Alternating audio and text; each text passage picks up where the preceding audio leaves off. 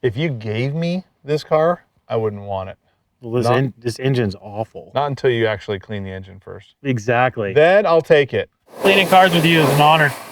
It's my honor, brother. It's my honor.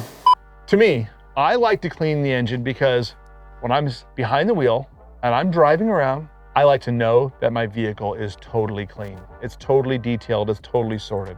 If I know that something's not quite detailed, it's that one extra little thing over here that's bugging me. Well, it drives better. It drives better. For me, I think it runs cooler, it runs better, it drives, starts, sounds better. Yeah.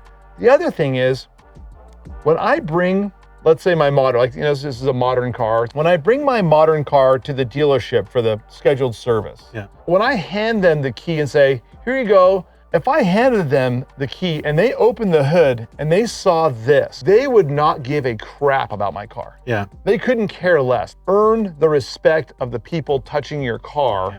Let them know that you care about your car, that you really want this nice. But there's an element too of, I know when I hand my keys to them, I'm like, I can't wait for them to open that engine. Oh yeah. Because they're gonna see it and go like, oh wow, dang, what the heck? This guy cares. Yeah, and it's such a low effort, high reward process. Totally. So what are a few products and tools that you like to use while cleaning your engine?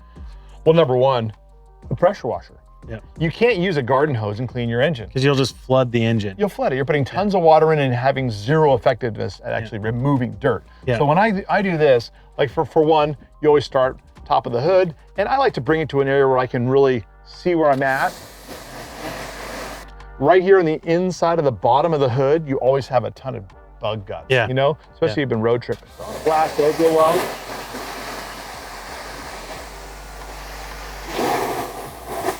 And are you you're trying to avoid getting water over onto the top of the car? After doing the wheels is typically when we do the engine. Yeah. You do the wheels first, then the engine, then the exhaust tips, or something like that order. Yeah. So I don't have the exterior of the car wet. Yeah. And on a day like today, if I put a bunch of water on the exterior of the car, it dries. Yeah. I got water spots. Exactly. I don't want to deal with that. Yep. Okay, so now getting into the main engine compartment. Yep.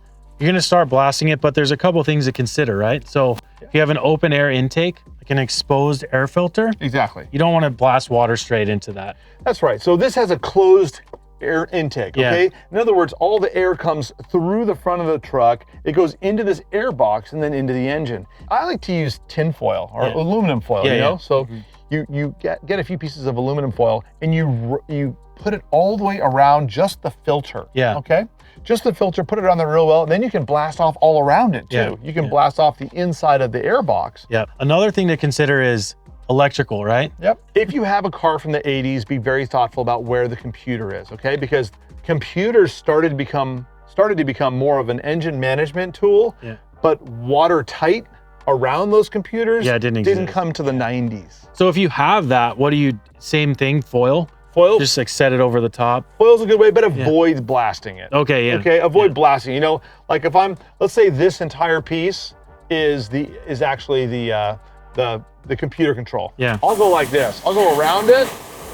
Oh, I see, yeah. Around it all the way. Yeah. And then if you have that, could you then come back with like a waterless wash? Yes. Okay.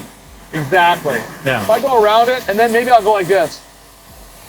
Yeah, just boom. Quickly. Real quick.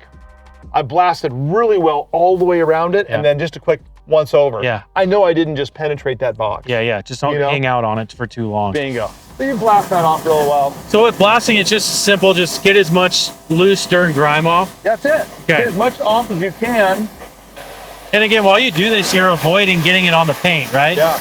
And that's to avoid getting water spots, like you're saying. Exactly. Yeah. Another thing I want to mention real quick, Joe, is if you've been autocrossing your car, doing a track, out in front of in your cul-de-sac, doing donuts, full drift, and your engine is absolutely all the way at 220 degrees. Yeah. And then you pull it in the driveway, that's not the time you want to clean your engine. No. So I have a few tools here. Yep. And these are the wheel cleaning tools that we used previously to clean the wheels. Yep. Which ones are the ones that you like to use and why? I also have a product here I know you like to talk about a lot, but out of these things, what do you like to use the best? And we can start blasting it down whenever you're ready. More than anything else, I like the fender brush. Okay. Especially on a truck that's big, because then I can get all the way to the back of the engine with it. Yeah. Okay, so I like the long handle brushes for cleaning engines on something that's up here like this. On a car that's shorter. Boom, I can reach it easily. If I can get all the way in there without having to, you know, get up on a stool or something, then that's that. Yeah. As far as chemicals go, without a question, my favorite chemical for cleaning engines is the tire and rubber cleaner.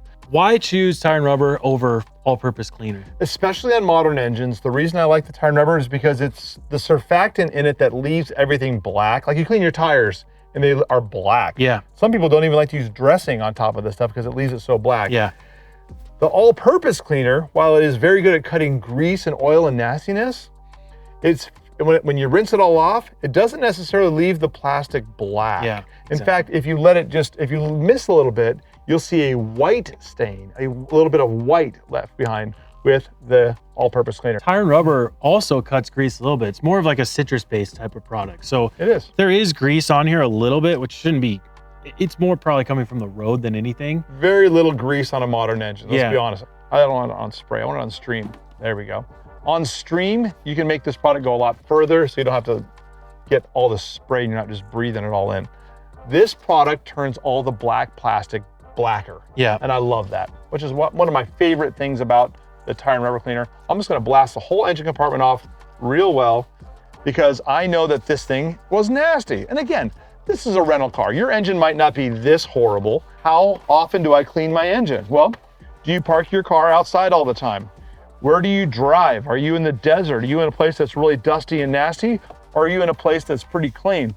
So it's gonna vary, but you pop the hood every third wash and you rinse off your engine compartment, you'll be pretty happy with how it looks all the time. So it's a really good and easy thing. Now I can see that I'm no longer getting the nooks and crannies. Now I've got all the big areas with this big brush, which is what you're doing now with that lug and trim brush. Yep, I like to use the trim and lug nut brush. And this just gets, you know, all these bolts, all these little areas, whereas like Adam likes to say, the nooks and crannies. Nooks This and crannies. can really get inside of all those areas. Now we have two soft bristle brushes, okay? We have the boar's hair and we have the nylon.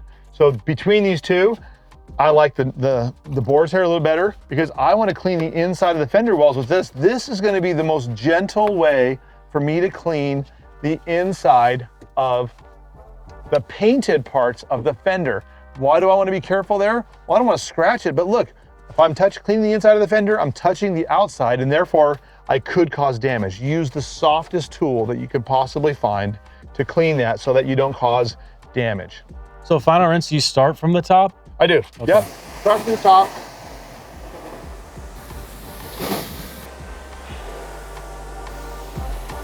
All right, Joe. That's one clean engine, I feel better. but we're not finished. No. So what's the next step to getting your engine dialed all the way? I want to blast all the water out of every single electrical component so that there's no chance that we can have any water issue with this engine management software, hardware, Yep. any of that stuff. And we're using the air cannon dual motor here.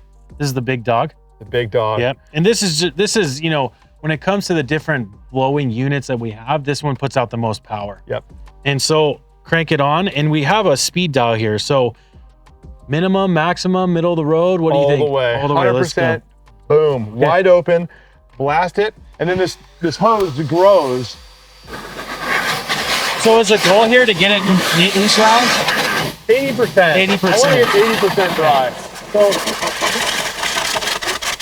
When you're done cleaning your engine, could you just prop your hood down a little bit, go and wash it, and then blow it out, or do you want to blow it out immediately? any water that's pooling and hanging out any parts of your engine where you don't want it, you want to eliminate that. Yeah. You know, as soon as the water's there, it can work itself into different little parts of the, the electronics and things. You just don't want to deal with it.